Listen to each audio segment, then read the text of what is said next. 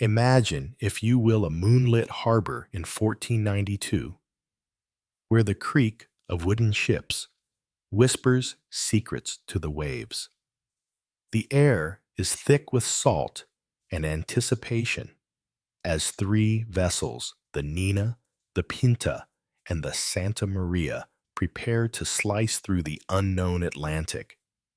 This is the tale we've all been told. Christopher Columbus, the bold Italian explorer, set sail from Spain on a daring quest to find a western route to the Indies. Armed with little more than courage, a flawed calculation of the Earth's size, and a stroke of serendipitous luck, he stumbles upon the Americas instead. It's a story of human triumph over the vast, unforgiving ocean, a legend etched into history books, celebrated with holidays and monuments. But what if this narrative, so neatly packaged and taught to generations, is not the full truth? What if it's a veil, hiding deeper mysteries? Lean in closer, my friend, because tonight we're peeling back the layers of this enigma. What really propelled Columbus across that endless blue expanse? Was it blind fortune or something far more calculated? That's the hook, dear listener, the dramatic curtain raiser to our journey. If you're settling in with a cup of tea, eyes half closed as the world fades away, or perhaps letting this voice accompany you through a quiet evening walk, you're in the right place. This isn't just another history lesson. It's an invitation to question, to doubt, to uncover. We'll dive into the shadows of 1492, where official stories crumble like ancient parchment under scrutiny. And by the end, you might find yourself wondering how much of what we know is merely a convenient illusion. Let's start at the beginning, with the legend we've all absorbed like osmosis. Picture it. Europe, in the late 15th century, a continent buzzing with the Renaissance's spark.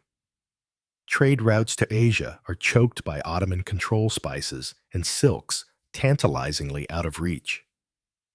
Enter Columbus, a Genoese mariner with a vision.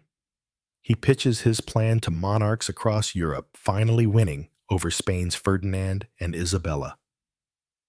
On August 3rd, 1492, he departs from Palos de la Frontera, convinced the world is smaller than it is, about 25% smaller by his reckoning.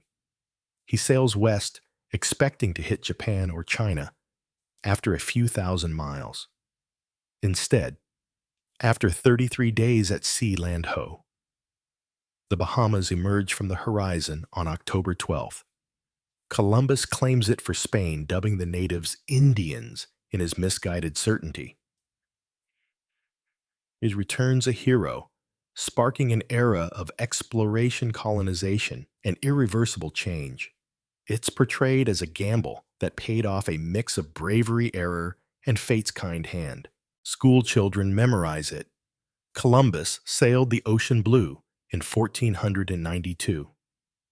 Simple, inspiring, almost fairy tale-like. But is that the whole story? Or just the polished surface gleaming under the victor's light?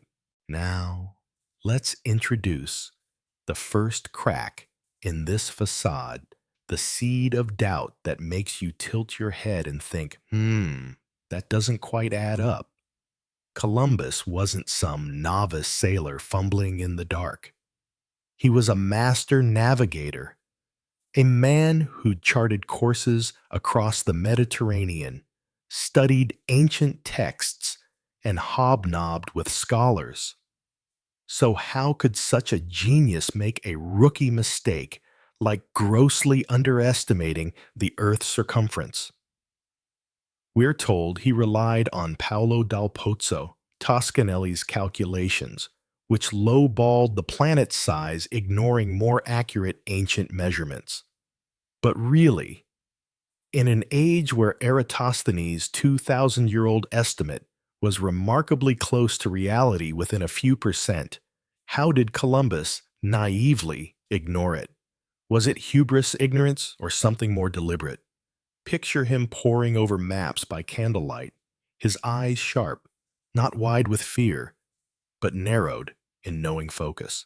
What if that miscalculation wasn't a blunder at all, but a clever cover story, a way to mask forbidden knowledge? Ask yourself, in a world of spies, inquisitions, and royal intrigues, would a true explorer broadcast his real sources? Or would he weave a tale of luck to protect deeper secrets? This question lingers like fog over the sea, inviting you to peer through it.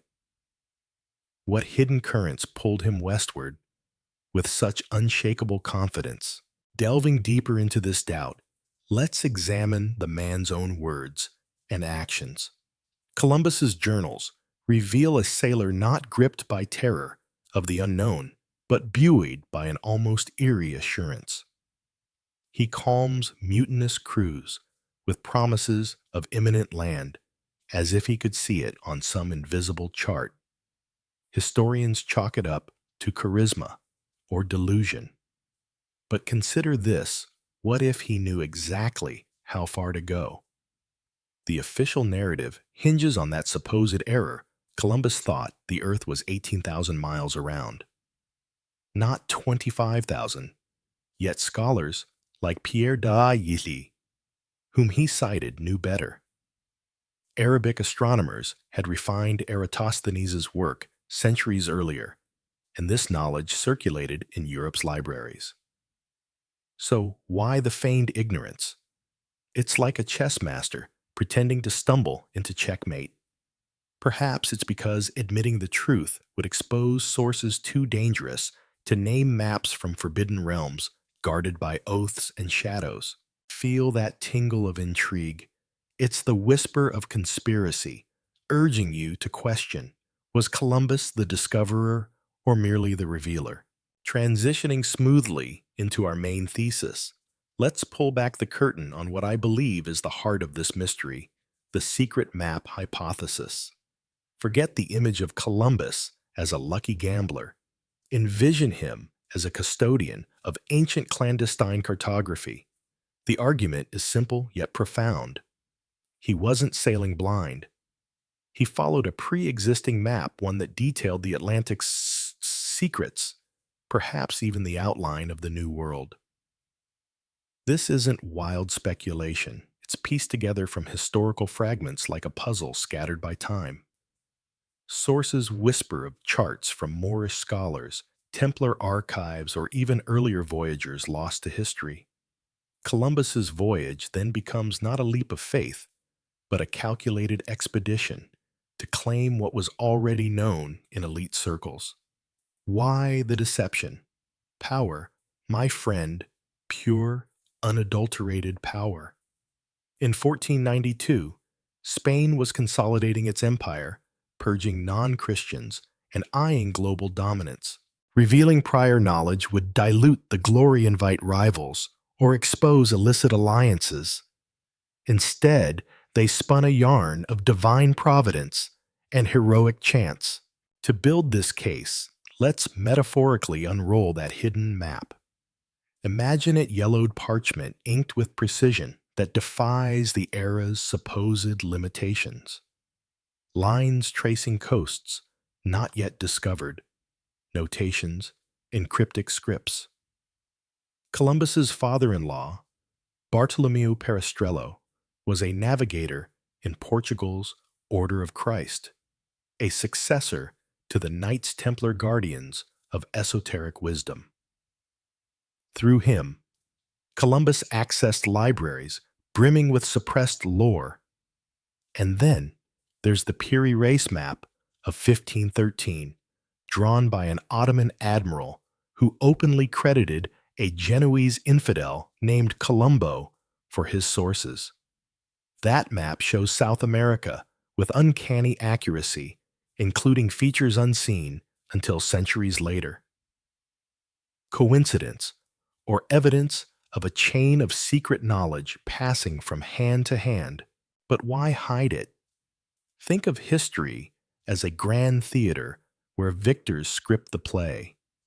Admitting to a map would mean acknowledging predecessors, perhaps Muslim cartographers from Al-Andalus or Viking explorers, or even ancient Phoenicians. It would shatter the myth of European supremacy, the discovery that justified conquest and colonization. Instead, Columbus is painted as the pioneer, his mistake, a charming flaw. Yet his logs betray no surprise at finding land exactly where he predicted. He even adjusted distances in his records as if covering tracks. Skeptical. Good, that's the point.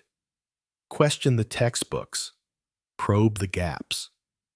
What if the real voyage was not across the ocean, but through layers of lies? Expanding on this hypothesis, consider the broader implications. If Columbus had a map, it reframes the entire age of exploration. No longer a series of bold accidents, but an orchestrated unveiling of guarded secrets. Portugal had been probing the Atlantic for decades, with Prince Henry, the navigator's school at Sagres, compiling global charts. Columbus lived there, married into that world coincidence again, unlikely.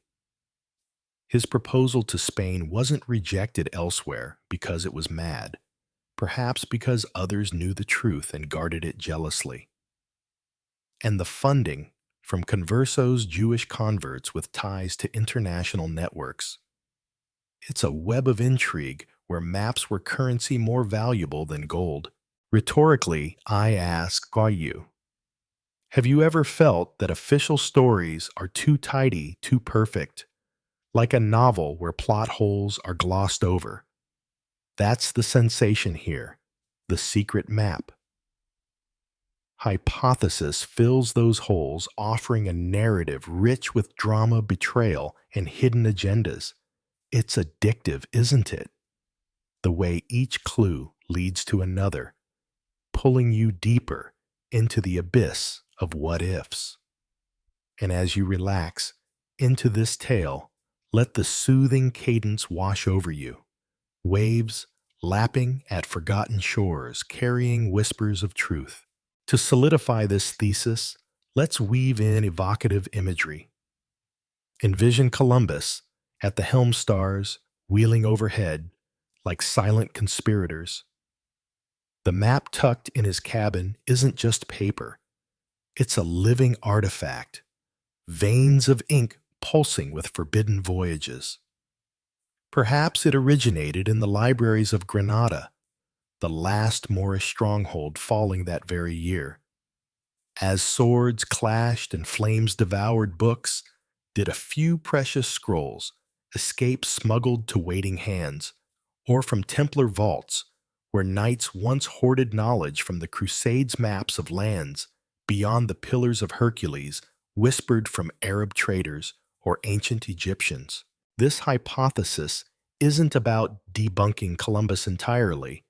It's about enriching the story, making it more human, more complex. He was no fool, but a player in a grand game. His discovery opened floodgates. But at what cost? Native civilizations ravaged, histories erased. By positing a secret map, we honor those erased voices, the true cartographers whose work was appropriated. And here's where it gets personal, confessional. Even, I've pored over these accounts late into the night, feeling the weight of suppressed truths. Sharing this with you feels like passing a torch in the dark. Does it resonate? Does it make you question other facts in your life?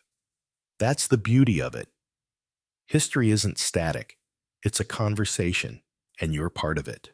Finally, as we wrap this opening act, remember, This is just the overture.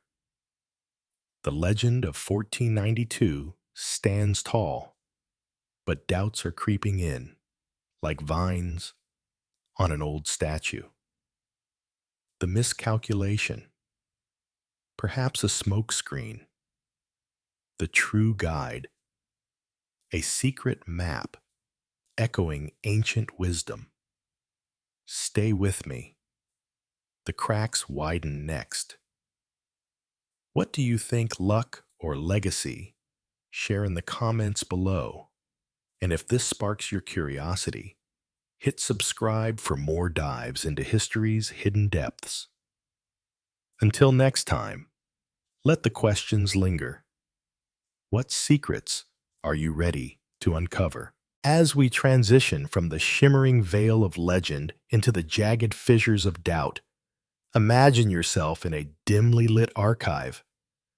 Dust motes dancing like forgotten truths in the slanted light. The official story of Columbus, that tale of bold miscalculation and fortunate blunder, begins to fray at the edges, revealing threads of inconsistency that pull at the mind like an unsolved riddle. You've felt it, haven't you? That quiet unease when a narrative fits too perfectly, like a puzzle forced into place. In this part of our exploration, we'll delve into those cracks, examining the so-called official story with a skeptic's eye. We'll question the origins of that infamous error, confront the glaring contradictions in known knowledge probe, the eerie certainty in Columbus's own words, and whisper the legend of a shadowy figure who might have handed him the keys to the New World. Lean back, let the words wash over you like a gentle tide, and allow the mystery to unfold. What if the history we've inherited is not a solid foundation, but a house of cards trembling in the wind?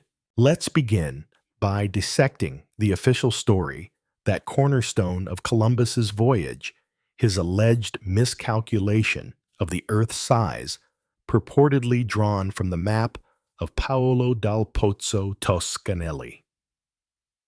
Picture Toscanelli, a Florentine cosmographer in the 1470s, hunched over parchment in his study quill, scratching out a vision of the world that blended ancient wisdom with Renaissance ambition. He wasn't just any scholar. He was a bridge between eras, corresponding with kings and explorers, proposing a radical idea: sail west to reach the east. In a letter to the Portuguese court around 1474, Toscanelli outlined a route across the Atlantic to the Indies, estimating the distance at a mere 3,000 to 4,000 nautical miles, far shorter than reality. He based this on Ptolemy's geography from the 2nd century AD, which pegged the Earth's circumference at about 18,000 Roman miles, roughly 28% smaller than the actual 24,901 miles at the equator. But here's where the intrigue thickens. Toscanelli's map, now lost to time, but reconstructed from descriptions, shrank the globe not out of ignorance, but selective interpretation. He extended Asia eastward, excessively compressing the ocean into a navigable pond. Columbus, we're told, latched onto this with fervor. By the 1480s, he'd obtained a copy of Toscanelli's correspondence, perhaps through his brother Bartholomew or Portuguese contacts, and wove it into his pitches to monarchs. In his own annotations on books like Pierre Dailly's Imago Mundi, Columbus scribbled calculations that echoed Toscanelli, the Earth, at 75% of its true size, the distance from Spain to Japan, a paltry 400 leagues. This error became the official alibi. For his voyage, a brave soul, betting on a smaller world, stumbling into America by divine luck.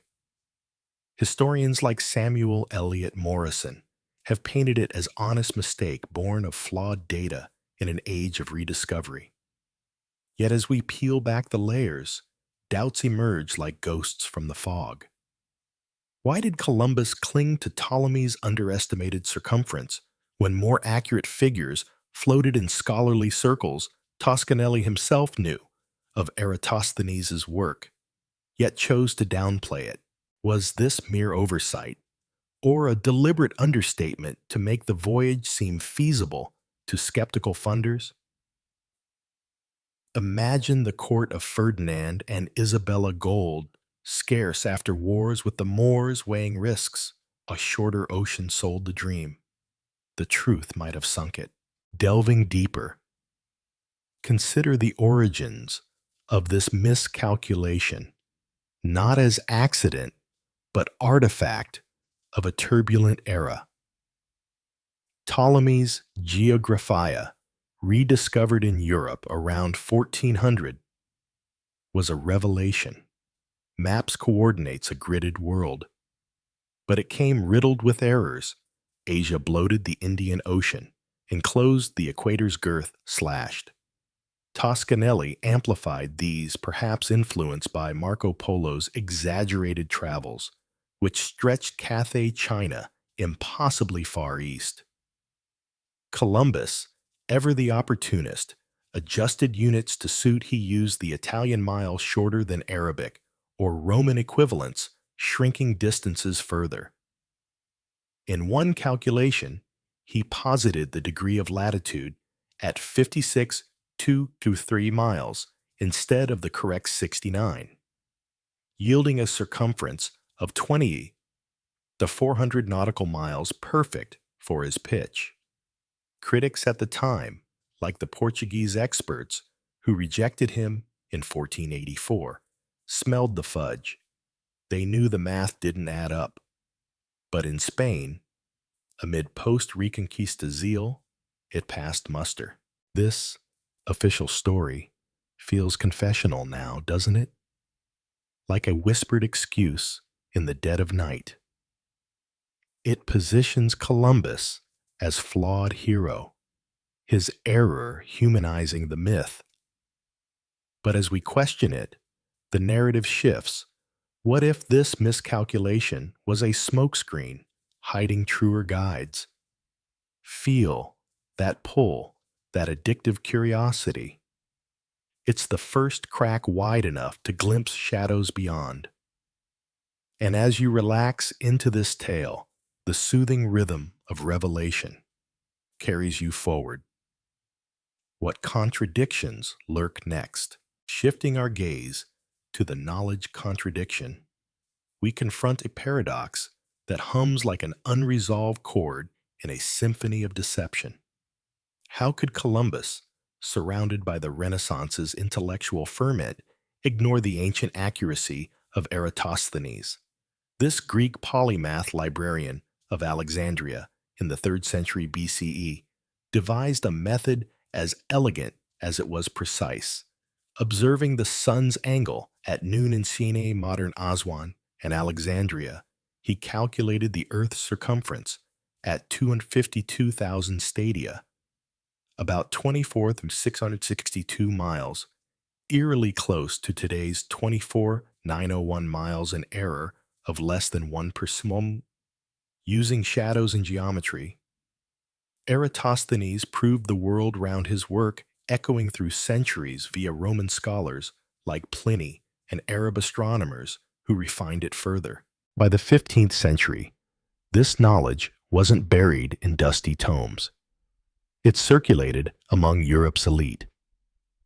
The myth of a flat Earth in the Middle Ages, a Victorian fabrication to discredit the Church. Most scholars from Bede in the 8th century to Dante in the 14th accepted sphericity. Eratosthenes' figure appeared in texts like Sacrobosco's De Sphera Mundi, a university staple since the 13th century. Arabic translations preserved in Al-Andalus flowed into Christian Europe via Toledo's translation schools. Figures like Roger Bacon and Albertus Magnus cited it. Even Ptolemy acknowledged it, though he preferred his own underestimate. In Portugal's Sagres school, under Prince Henry, navigators pored over such lore. Columbus, living in Lisbon from 1476, rubbed shoulders with these minds, his brother, a map-maker, his in-laws, explorers. Yet he opted for Toscanelli's shrunken globe. Why skeptics whisper convenience? Admitting Eratosthenes' accuracy meant an ocean too vast, 10,000 miles to Asia, dooming his plan. Instead, he cherry-picked Ptolemy's small, Earth Polo's vast Asia biblical hints from Esdras that land covered 6/7 of the globe. In Marginalia, he dismissed contrary views, clinging to a 18,000-mile circumference. This wasn't ignorance, it was selective blindness. Scholars like Jean Fresnel in France recalculated Eratosthenes' method in the 1520s, confirming it anew. If Columbus knew, and evidence suggests he did his mistake, reeks of artifice. Imagine the intimacy of this betrayal. History's gatekeepers, scholars, and kings perpetuating a half-truth to glorify the event.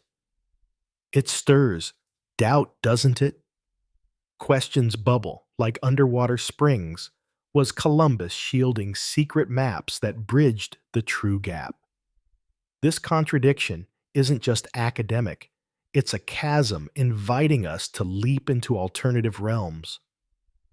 As the narrative flows, soothing yet insistent, ponder how many facts in your world hide such fissures. Now, let's turn to Columbus's suspicious confidence, drawn from the pages of his own logbook, a document as revealing as a confessor's diary. The Diario de Bordo, abstracted by Bartolomé de las Casas, from the original now lost, paints a mariner not adrift in uncertainty, but steered by an inner compass of surety. From August 3, 1492, as the ships slipped from Pallas Columbus, logged daily winds, sightings, crew murmurs. But amid the vast Atlantic's monotony, his tone remains composed, prophetic even. By September 9th, after weeks at sea, crews grumbled of endless ocean. Columbus quelled them. I am certain that land is near. He noted birds, petrels, frigate birds, signs of proximity, though historians debate their range. On September 25th, he claimed a map showed islands ahead. By October 7th, vegetation floated by, fresh and green as in May in Andalusia. His entries brim with assurance, God willing, we shall soon see land. No panic, no despair, just calculated calm. Analysts like Cecil Jane note anomalies Columbus doctored distances in the log recording shorter leagues to the crew than true lest they mutiny. He wrote of knowing the route from prior calculations, yet his predictions aligned eerily with reality land on October 12th. After 3,000 miles matching his small Earth math. But if truly mistaken, shouldn't surprise have dominated. Instead, upon sighting Guanahani, likely San Salvador, he claimed it for Spain, with ritual poise, dubbing it as if expected. This confidence contradicts the unknown's terror. Explorers like Magellan later logged dread, Columbus serene. Some posit divine inspiration. He saw himself as Christ-bearer, fulfilling prophecy. But skeptics see hints of foreknowledge, allusions to secrets in letters, ties to Portuguese voyages that probed west. His log meant for royals might veil truths, perhaps maps from unnamed sources guiding him. Feel the dramatic hook. This isn't blind faith, it's scripted certainty. As you unwind, let the questions soothe like a lullaby. What hidden chart whispered assurances in his ear? Finally, we arrive at the legend of the unknown pilot, a tale as elusive as sea mist, yet potent in its implications. Enter Alonso Sanchez de Huelva, a humble Andalusian mariner from the late 1480s. The story recounted by chroniclers like Inca Garcilaso de la Vega in 1609 spins a yarn of storm-tossed destiny.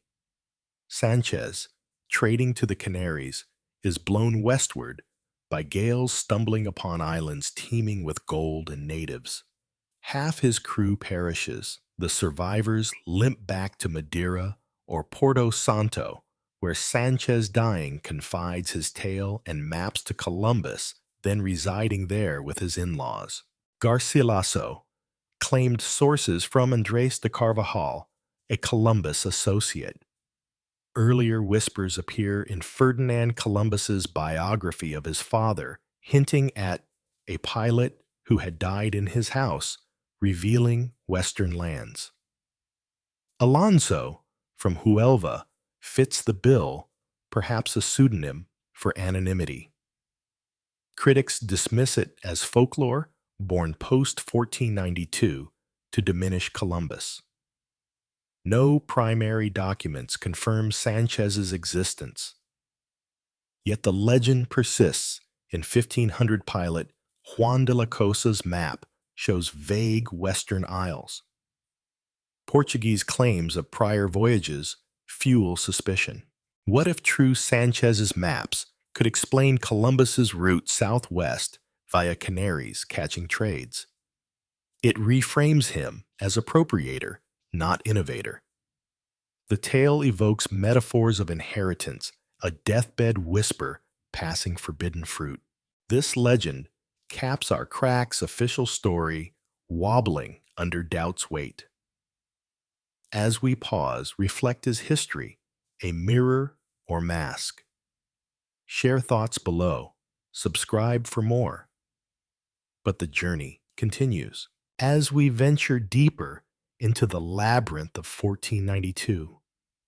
Imagine the Iberian Peninsula as a cauldron bubbling with triumph and tragedy, where the echoes of clashing swords mingle with the salty whispers of departing sails.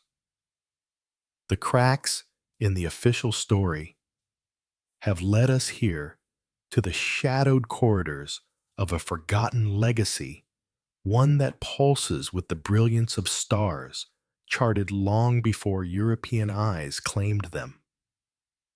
In this chapter of our unfolding mystery, we'll immerse ourselves in the Moorish world of Al-Andalusus, a realm where knowledge bloomed like jasmine in the night, only to be scorched by the flames of conquest.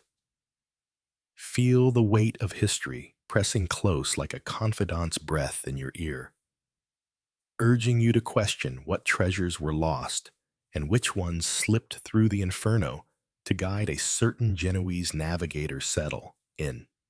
Let the soothing cadence carry you through these revelations, perhaps with eyes closed, mind-wandering ancient courtyards.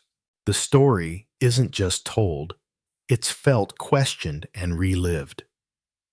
What if the discovery of 1492 was built on the ashes of a civilization far more advanced than we've been led to believe?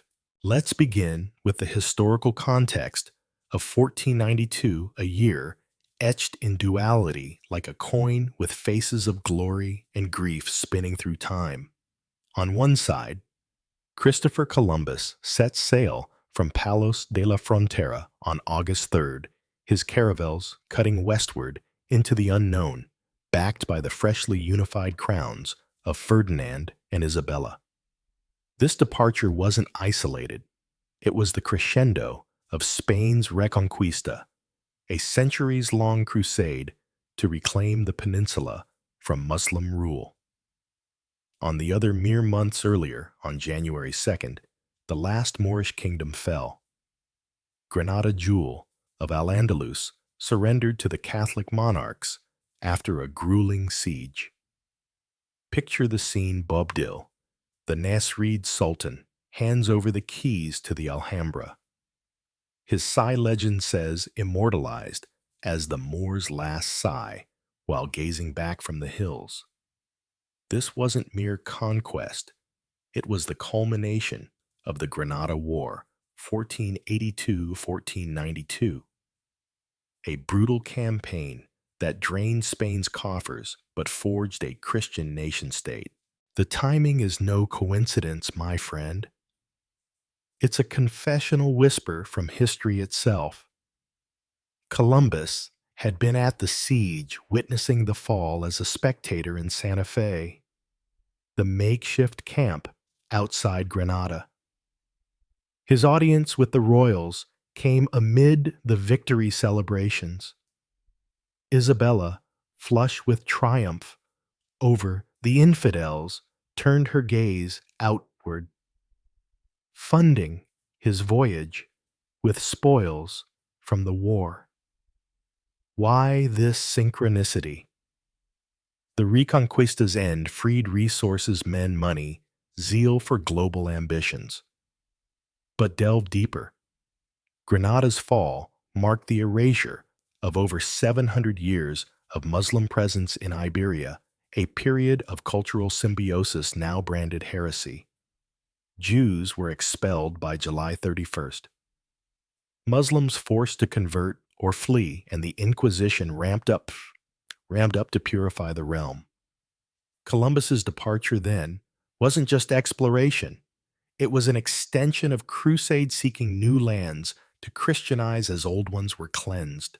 Rhetorically, I ask, have you ever felt the pull of parallel events, like threads in a tapestry revealing a hidden pattern? 1492 wasn't random. It's a pivot where Europe's age of discovery rose from the ruins of Islamic Spain. The fall of Granada symbolized unity under Catholicism, but at what cost? Libraries torched, scholars scattered, knowledge suppressed. Yet in this duality lies our mystery. As Moors fled or hid their secrets, maps, calculations, astronomical lore trickle into Christian hands. Columbus, with his Portuguese ties and Jenny's cunning, was perfectly positioned to absorb them. The air of 1492 was thick with transition minarets, silent sails billowing. It's evocative, isn't it? A year of endings birthing beginnings, where one world's downfall fueled another's ascent. As you relax into this narrative, let the questions simmer. What bridges connected these events, unseen by official chronicles? Transitioning to the heart of this legacy, let's evoke Al-Andalus as the world's center of knowledge. A radiant oasis in medieval Europe, where the Moors cultivated intellect like gardeners tending exotic blooms.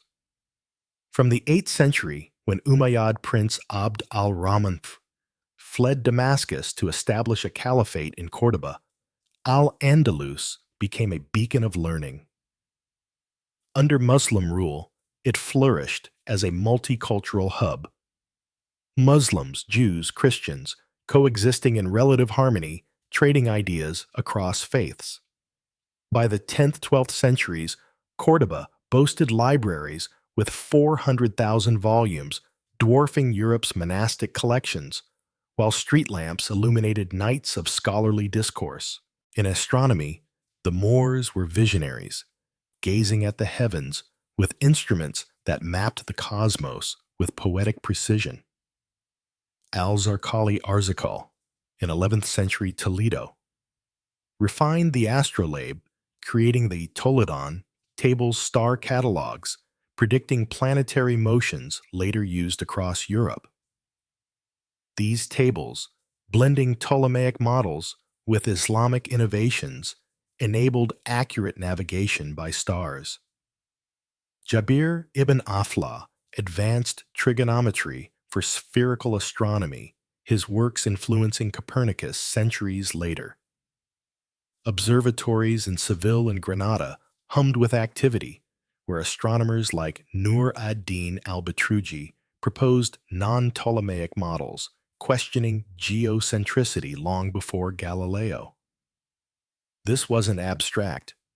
It informed seafaring with Moorish sailors using quadrant and compass to traverse the Mediterranean and beyond. Mathematics bloomed equally vividly, roots in Baghdad's House of Wisdom transplanted to Spanish soil.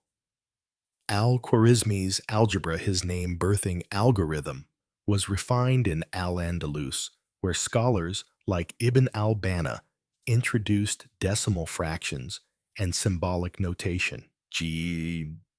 Geometry flourished, aiding architecture's intricate muqarnas and irrigation systems that turned arid lands fertile.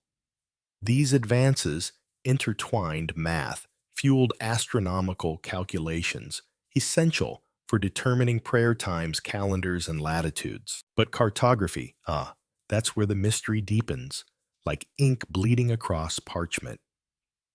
Moorish map makers, heirs to Ptolemy, via Arabic translations produced world maps, Mappe Mundi, with unprecedented detail.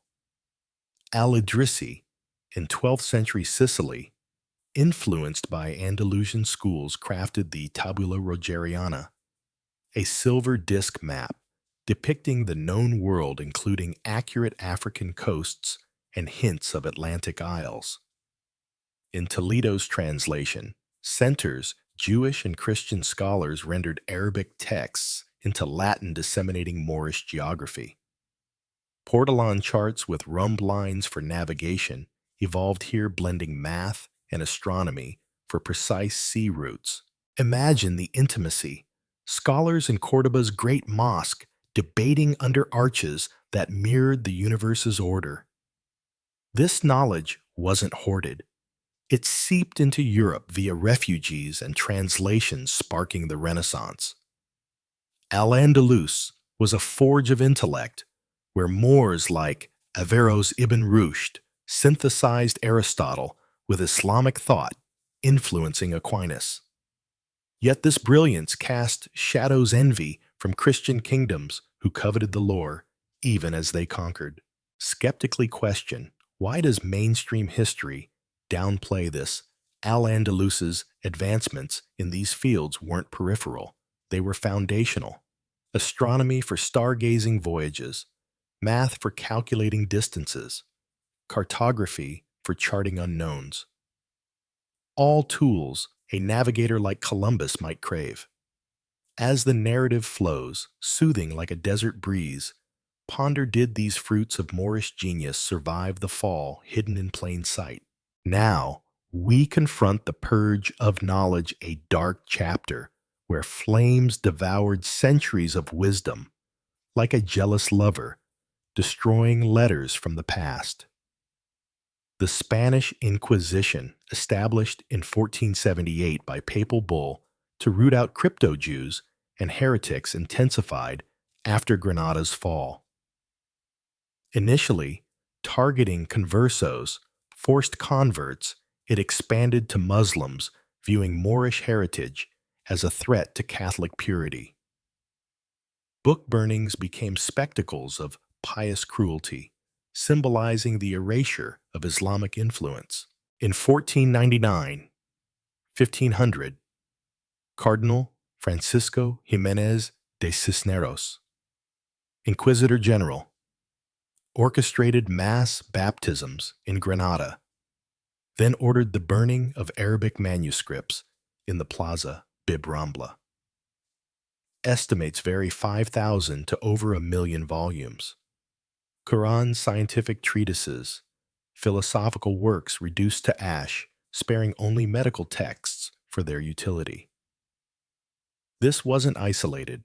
Autos de fe, acts of faith, often included public incinerations, extending to Valencia and other regions. The Inquisition's tribunals confiscated and destroyed libraries viewing Arabic script as demonic. The destruction targeted Moorish intellectual heritage comprehensively. Madrasas closed, scholars exiled, or executed, cultural artifacts smashed. Moriscos converted Moors, hid books in walls or false ceilings, but inquisitors hunted them relentlessly. This epistemicide, systematic knowledge erasure, aimed to forge a monolithic Spanish identity, blotting out Al-Andalus's multicultural tapestry. Yet, it backfired in whispers. Surviving fragments influenced European thought, smuggled by fleeing intellectuals. Figuratively, it's a bonfire of vanities, where Enlightenment's embers scattered like fireflies in the night. The Inquisition, lasting until 1834, burned not just paper, but collective memory, astronomical tables, mathematical proofs, maps that might have depicted distant shores. Confessional. I've felt the chill of such losses, imagining voices silenced mid-sentence. It stirs doubt in this zeal. Did power obscure truths? Relaxing into the tale, let the drama unfold. What survived the pyres, finally, the unanswered question, hangs like smoke over ruins. Were all the maps burned, or did some of the most valuable ones fall into Columbus's hands? This is the crux, a rhetorical enigma that tugs at the soul. Official history says no Columbus relied on Toscanelli and ancient Greeks, but evidence whispers otherwise. Columbus's ties to Portugal, where Moorish knowledge flowed via translation, suggest access. His in-law, a navigator, might have procured charts from Andalusian refugees. Scholars note Columbus referenced Almanzar cloth from West Africa, hinting at Moorish trade lore. Piri Reis later cited Colombo maps showing pre-Columbian details perhaps derived from Moorish sources. Theories posit Muslim voyages to America before 1492. Their maps surviving in fragments. Not all burned, some texts escaped to Ottoman libraries or European collections. Imagine a smuggled scroll inked with Atlantic secrets passing to Columbus amid Granada's chaos. It's addictive speculation. Did he mask this with miscalculations to claim glory? The question lingers open-ended in history's shadows. What maps guided the way? As this part concludes, reflect on the Moorish legacy, brilliant purged yet enduring. Share your thoughts below. Subscribe for more. But the Templars await. As the veils of Moorish wisdom part like mist before a dawn wind, we step into an even deeper chamber of intrigue, one shrouded in the crimson robes of chivalric orders and the echoes of crusader vows. Imagine, if you will, a hidden vault beneath a Portuguese castle where flickering torchlight dances on ancient parchments, revealing maps that span oceans and secrets that bind empires. This is the realm of the Knights Templar, those enigmatic warriors of the cross whose legacy didn't fade into oblivion but morphed like a phoenix in the shadows into something equally potent, the Order of Christ. In this segment of our journey, we'll unravel the threads connecting these knights to Christopher Columbus, tracing a path from medieval suppression to Renaissance revelation.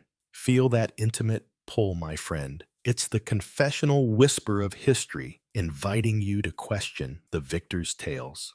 Was Columbus's voyage a solitary quest or the culmination of a centuries-old mission lean? And let the soothing rhythm of discovery ease your mind as we explore, perhaps while you unwind in the quiet of evening eyes drifting shut to visions of billowing sails and hidden fleets. What forbidden knowledge might these knights have guarded, and how did it propel a Genoese sailor across the Atlantic's abyss? Let's begin with the transformation from Knights Templar to the Order of Christ, a rebirth as dramatic as a storm, giving way to clear skies, forged in the fires of papal decree and royal cunning. The Knights Templar, founded in 1190 during the Crusades, rose as protectors of pilgrims in the Holy Land, their white mantles emblazoned with a red cross symbolizing martyrdom and faith. By the 13th century, they'd amassed wealth lands and a banking empire that rivaled kings too powerful, perhaps for their own good. Enter 1307. King Philip IV of France, drowning in debt to the Templars, orchestrated their downfall. On October 13th, a Friday birthing the superstition, he arrested hundreds in France, accusing them of heresy, idolatry, and worse. Tortured confessions followed spitting on the cross, worshiping a bearded head named Baphomet, illicit rites in the night. Pope Clement V, under Philip's thumb, issued the bull Pastoralis Praemunentii in 1312, suppressing the order worldwide. Grand Master Jacques de Molay burned at the stake in 1314, cursing his persecutors from the flames, a curse that seemed to echo as Philip and Clement died soon after. But in Portugal, the story twisted like a river, finding a new course. King Dinis Vraz, who valued the Templars' military prowess against Moorish foes, refused to execute them. Instead, he petitioned the Pope for a clever workaround, dissolve the Templars, but transfer their assets and knights to a new order under royal control. In 1319, the bull Ad Providum sanctioned the Order of Christ, essentially the Templars rebranded. Headquartered at the Convent of Christ in Tomar, a fortress blending Templar architecture with Manueline splendor, the new order inherited the old's wealth secrets and seafaring expertise. Dinas appointed Gil Martins as the first master, ensuring continuity, same red cross now with a white inlay symbolizing purity reborn. This wasn't mere survival. It was evolution.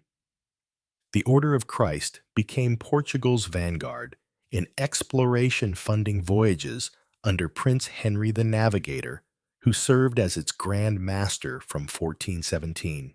They probed Africa's coasts, charting routes to India, all while guarding esoteric knowledge, astronomy, cartography, perhaps even whispers of lands beyond the horizon.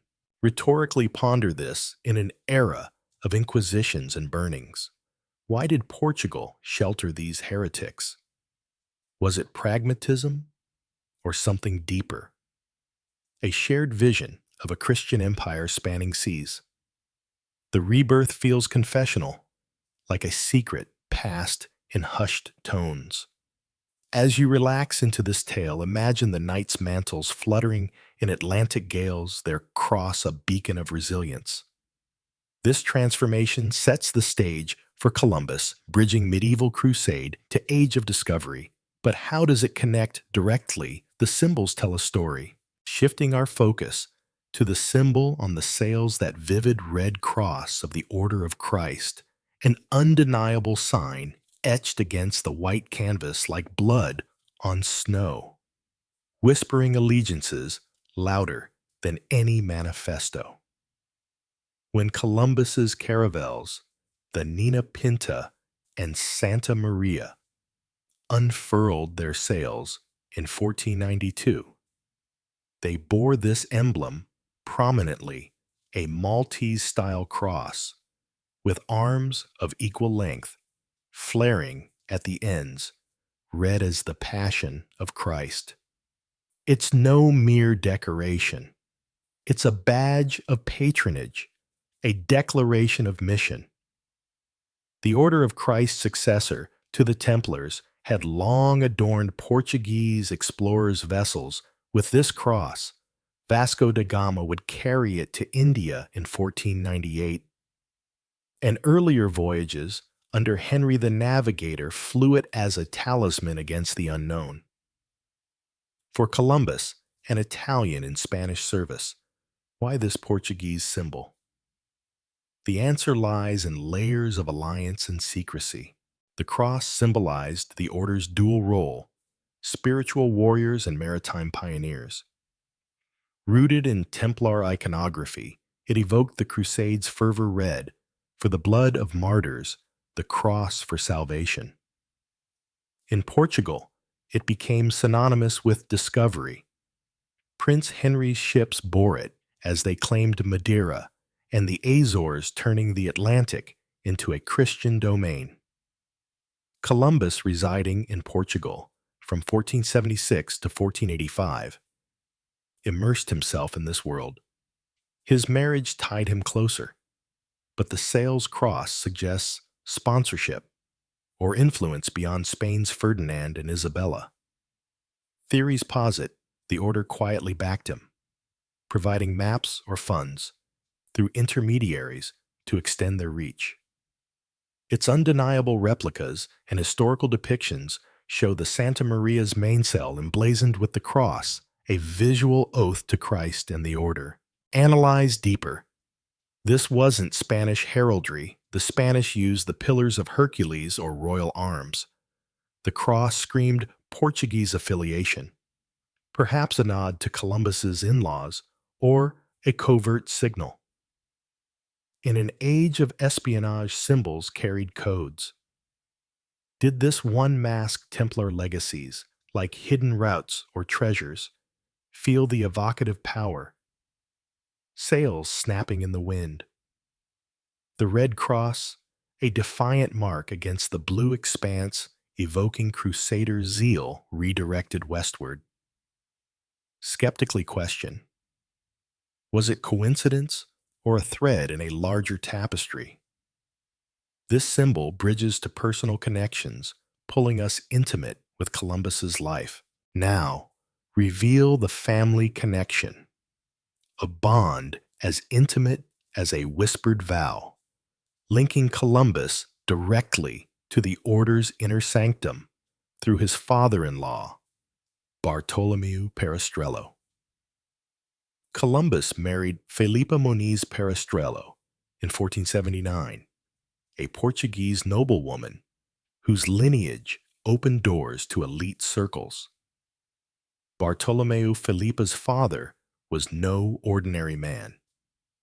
A knight of the Order of Christ, sea captain and colonizer who governed Porto Santo in the Madeira Islands under Prince Henry's auspices.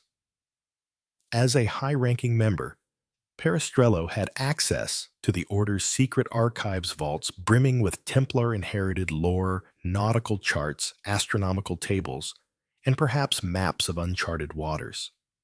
Upon Perestrello's death in 1457, these documents passed to his widow Isabel Moniz, who shared them with Columbus after his marriage.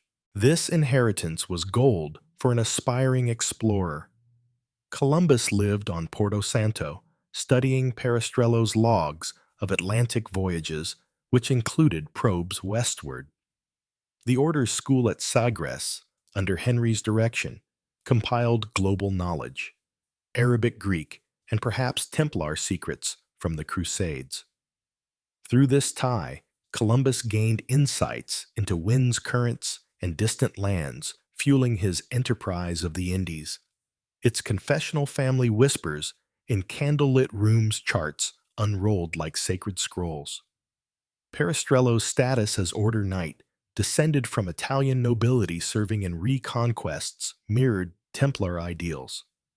Did Columbus access forbidden archives like those at Tamar through this link? Skeptically, this connection challenges the lone genius myth. Columbus wasn't isolated. He was embedded in a network of knights guarding ancient wisdom. Figuratively, it's a key turning in a lock opening doors to hypotheses of pre-Columbian voyages. As the narrative flows tranquil like ocean swells, ask, how much did family ties shape destiny? Proposing the hypothesis of the vanishing Templar fleet, a tale as elusive as sea fog suggesting transatlantic voyages long before Columbus, using secret knowledge to evade doom.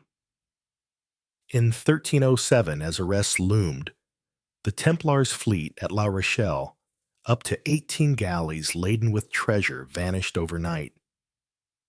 Legends claim they sailed west, perhaps to Scotland or Portugal, but some theories posit American knights fleeing with the Holy Grail Ark of the Covenant or gold establishing hidden outposts. Evidence sparse, but tantalizing: the Newport Tower in Rhode Island resembling Templar structures.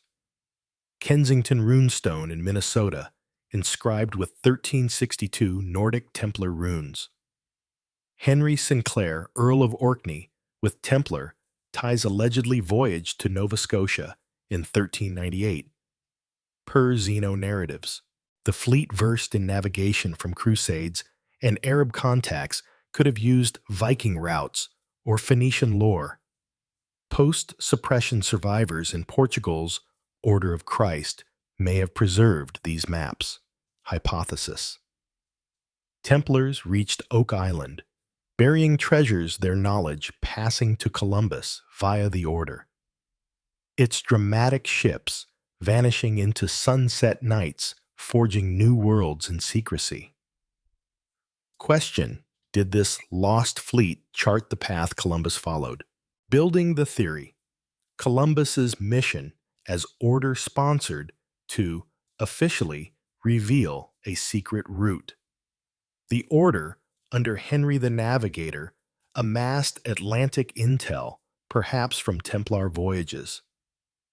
Columbus, via Peristrello, accessed this. His sails cross signaled allegiance.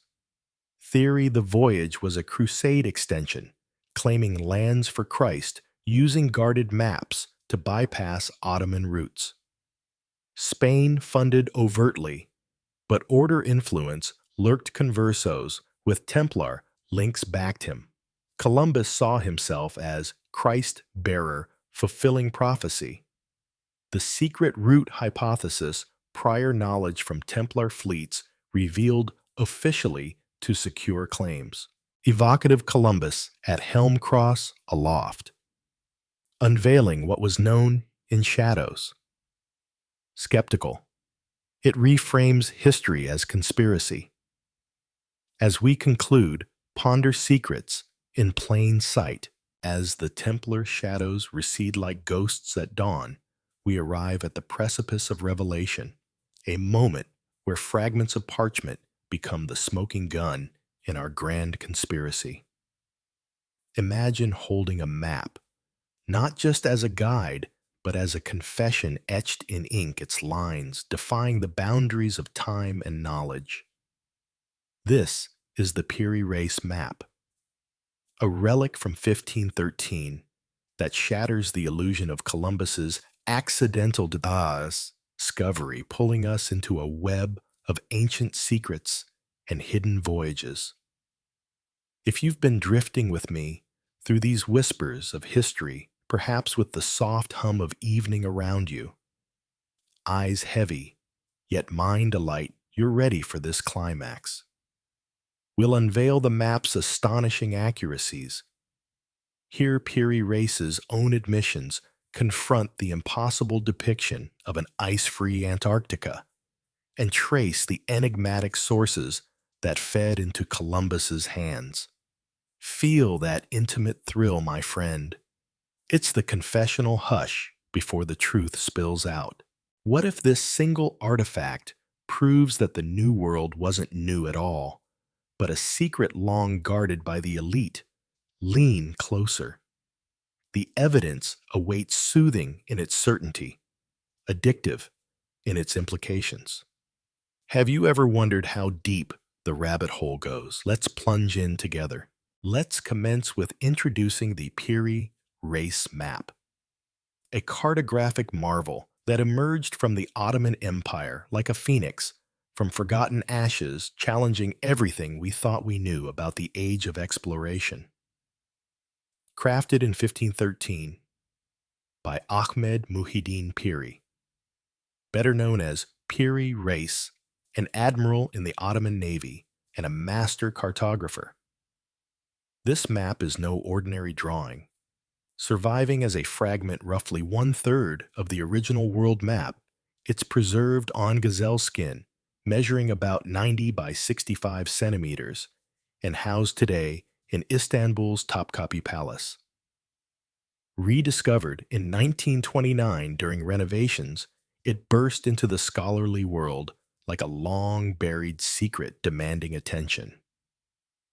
Piri Reis compiled it as part of his Kitab-i Barriye, Book of Navigation, drawing from approximately 20 source maps, including ancient Ptolemaic charts, Portuguese discoveries, Arabic navigational aids, and crucially captured European documents.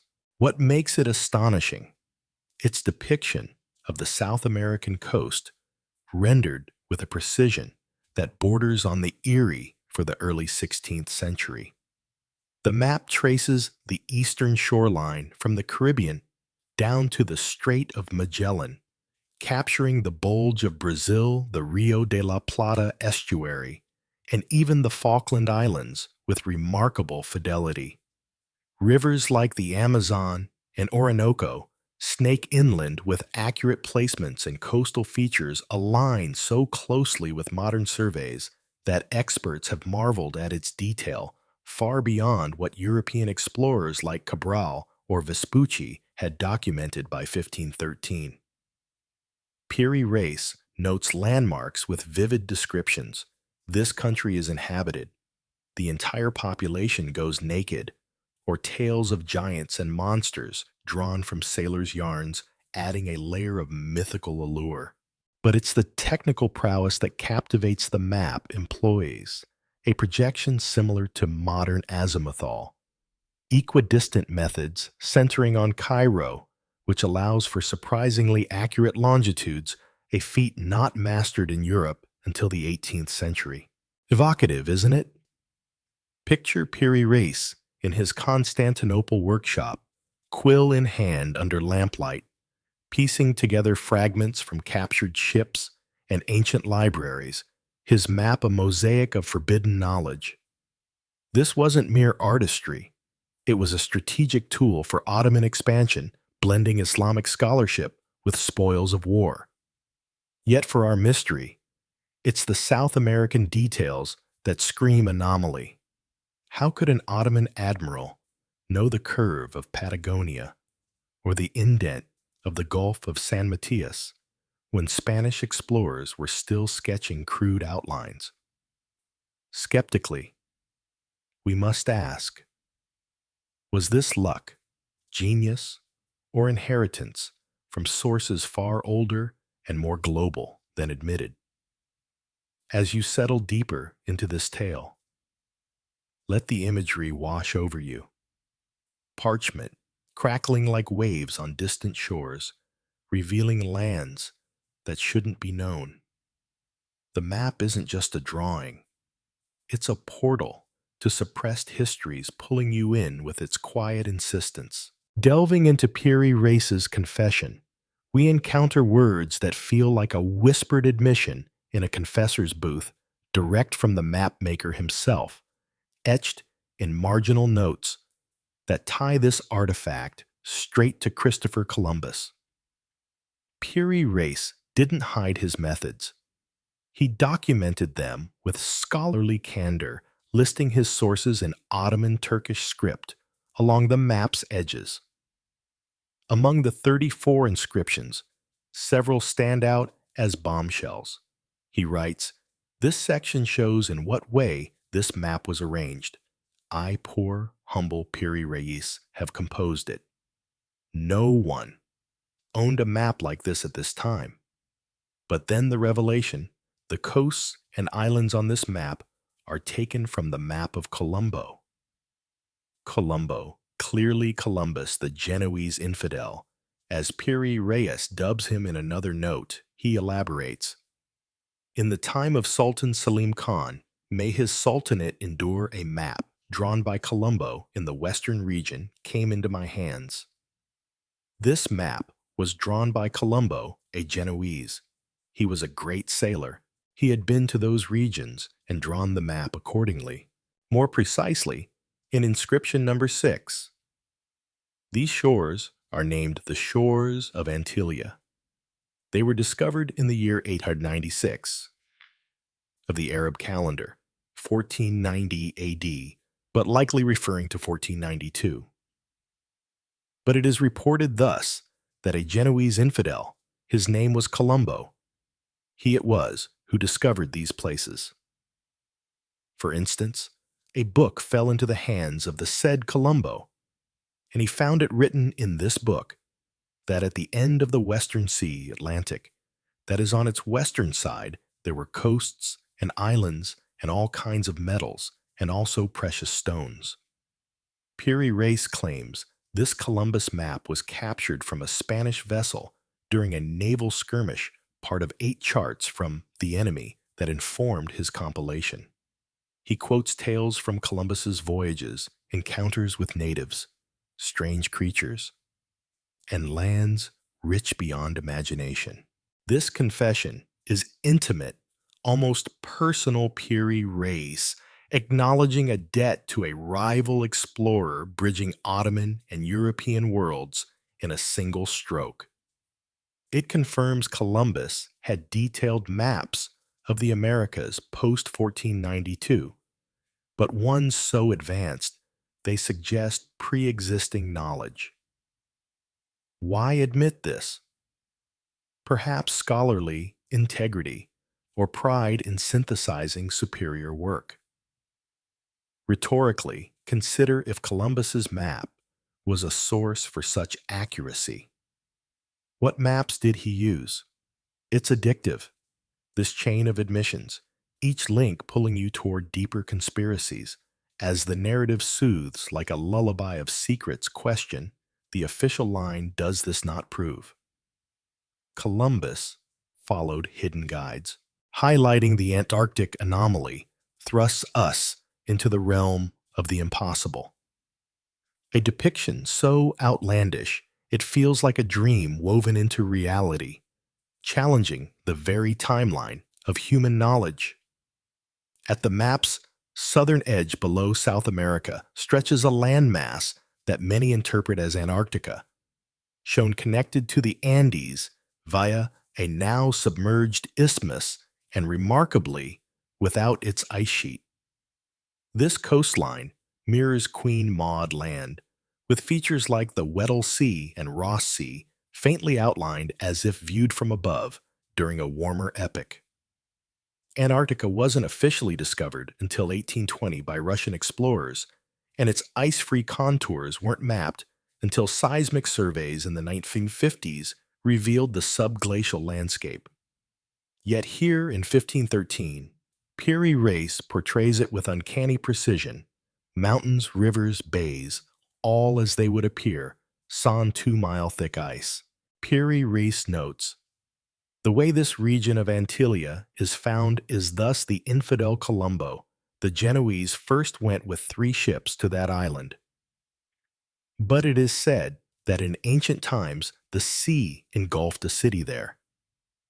Scholars debate, is this truly Antarctica or a distorted extension of Terra Australis Incognita, the hypothetical southern continent? Charles Hapgood's Maps of the Ancient Sea Kings argued it shows a pre-Ice Age Antarctica surveyed perhaps 6,000 years ago when seas were lower. Skeptics counter its imaginative filler or misaligned South American coasts. But alignments with modern maps when rotated suggest advanced surveying impossible for the era. Figuratively, it's a frozen enigma, thawed by time, evoking lost civilizations. Atlantis, ancient mariners. This anomaly stirs doubt. How could 16th century cartographers know sub-ice topography without satellites? It's dramatic addictive, a hook that questions human history. Relaxing into the wonder ponder. What ancient eyes beheld this land? Finally, tracing the source poses the ultimate question. If Columbus's maps were so detailed, Where did their origins lie? Piri Reis credits 8. Portuguese charts 4 Indian via Arabs, 1 Asian, and ancient Alexandrian maps from Ptolemy's era.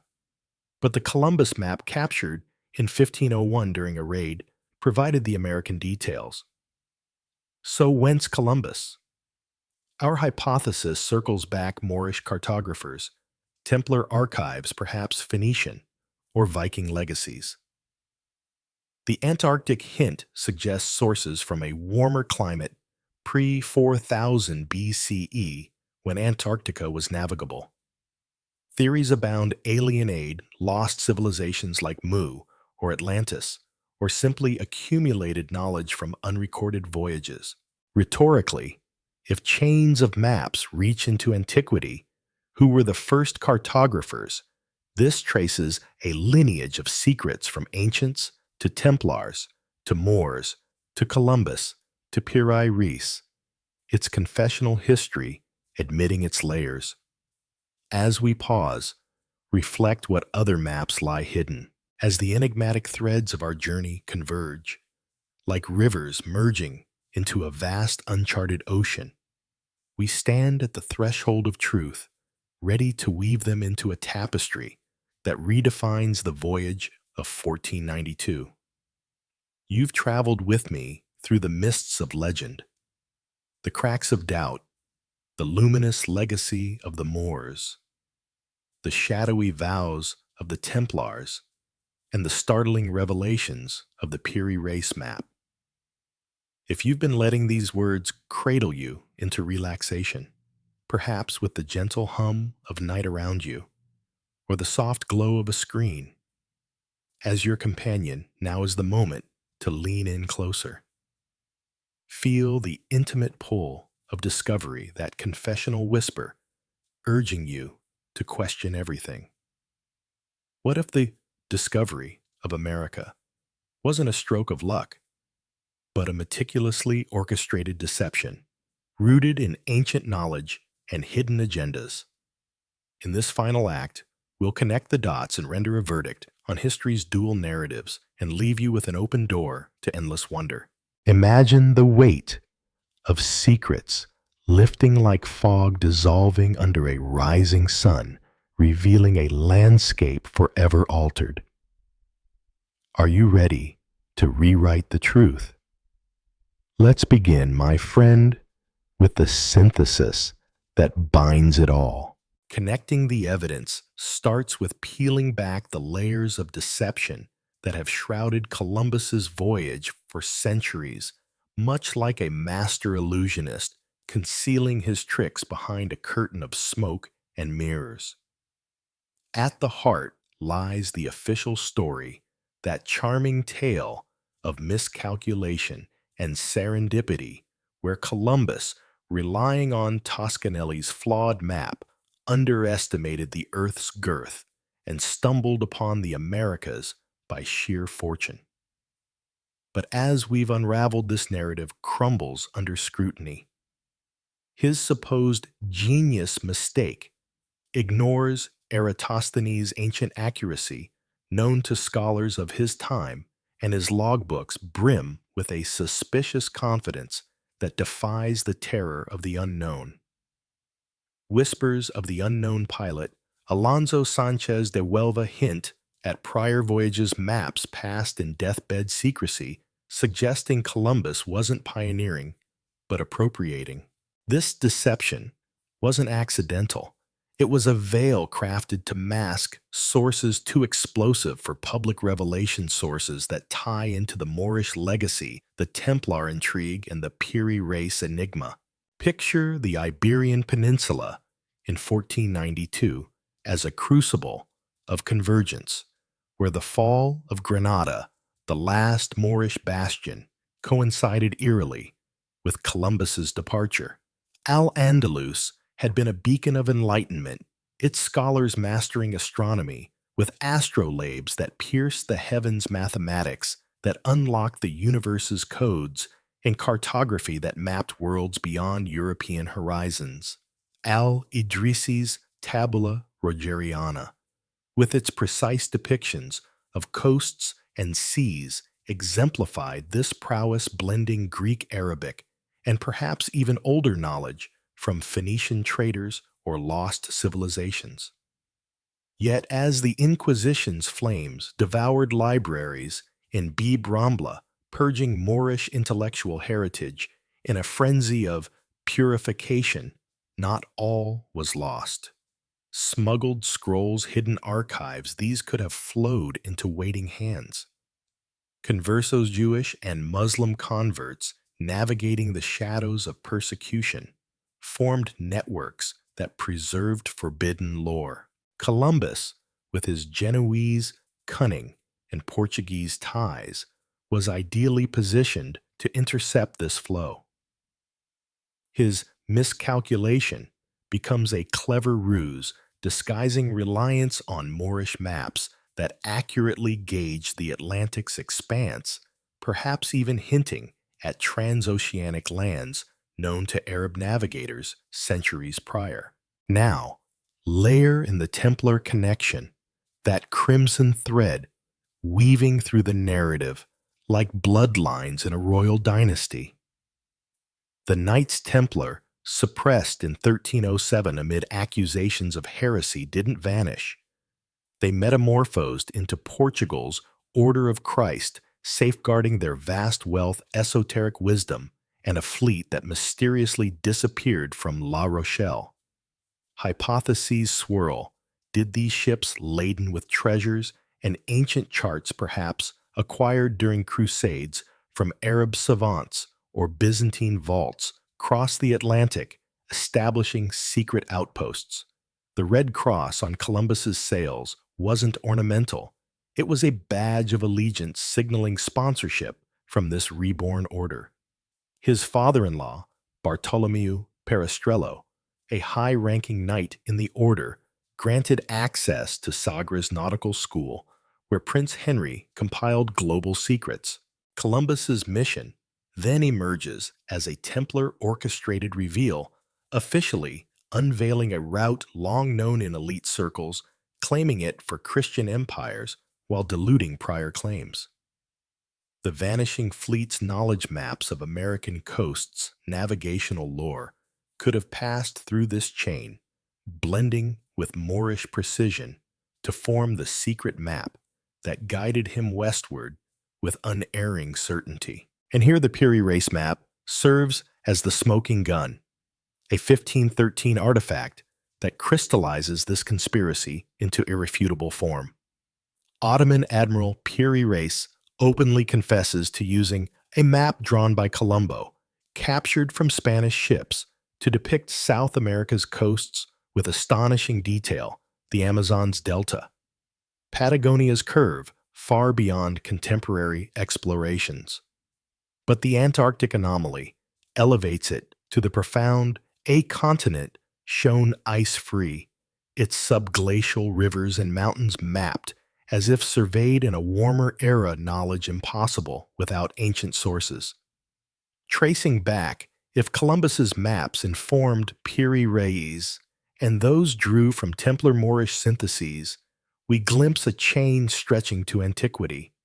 Perhaps Egyptian or Atlantean surveys preserved through Alexandria's libraries, filtered via Arab scholars guarded by Templars, and smuggled amid Granada's fall.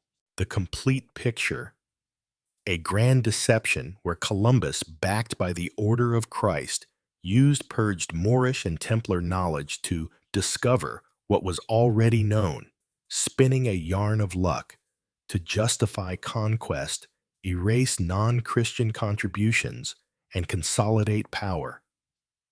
It's a conspiracy of elites, kings, knights, scholars, rewriting history to favor victors, suppressing voices of the Moors, indigenous peoples, and forgotten voyagers. Feel the pieces locking together like a puzzle, revealing a hidden portrait. This synthesis isn't mere theory. It's a mosaic of evidence, each shard glinting with suppressed truth. Transitioning to the final verdict. We must weigh the scales between the two stories. The legend of luck versus the shadow of conspiracy, and declare which holds more weight, like a judge in a cosmic courtroom, rendering judgment on history's facade. The official narrative that of courage and chance has its allure. Columbus, as the plucky underdog, defying naysayers with Toscanelli's map, braving mutiny and storms to discover paradise by accident. It's tidy, inspiring a bedtime story for empires celebrated in parades and T1 textbooks. Yet it falters under examination. The ignored Eratosthenes, the doctored logs, the eerie assurance all cracks that no amount of patriotic gloss can seal. Contradictions abound. Why dismiss ancient accuracies if not to hide better sources? Why the synchronicity with Granada's purge if not to appropriate Moorish wisdom? In contrast, the conspiracy hypothesis stands robust, bolstered by compelling evidence that interlocks like chainmail. The Moorish legacy provides the intellectual foundation, advanced cartography that could chart transatlantic paths surviving the Inquisition through clandestine channels. The Templar plan adds motive and means a suppressed order reborn with a vanished fleet and secret archives funneling knowledge to Columbus via family ties and symbolic sales. The Piri Reis map seals it with its direct link to Colombo and anomalies defying 16th century capabilities pointing to ancient inherited sources.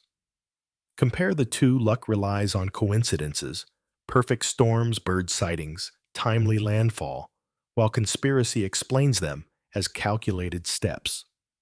Historians like Gavin Menzies or Charles Hapgood have echoed this, positing pre-Columbian contacts. Even Columbus's own writings hint at secrets and prophecies, veiled admissions of foreknowledge. The latter narrative isn't just more compelling. It's logically coherent, filling gaps with documented fragments rather than fairy tale serendipity. My verdict: the conspiracy holds sway, a deliberate unveiling, masked as accident, perpetuating European supremacy at the cost of erased histories. It's addictive, this shift in perspective, urging you to skepticism. Which story resonates in your soul? As we draw this exploration to a close, let's linger in an open-ended conclusion where mysteries don't resolve but bloom like night jasmine, inviting you to wander further into the unknown.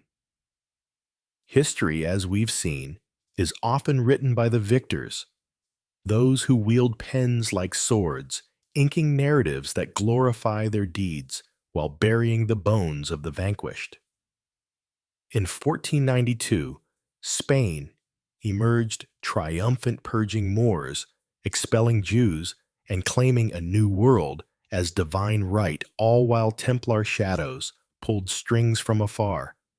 But what if the greatest secrets remain hidden in plain sight, scattered in dusty archives encoded in symbols like the Red Cross, or etched on maps like Piri Reis's whispers of ancient civilizations, lost fleets, and voyages that mock our timelines? Perhaps Antarctica's ice-free shores hint at forgotten worlds, or Moorish scrolls await rediscovery in hidden vaults. The truth isn't a closed book. It's an endless scroll, unrolling with each question we dare to ask.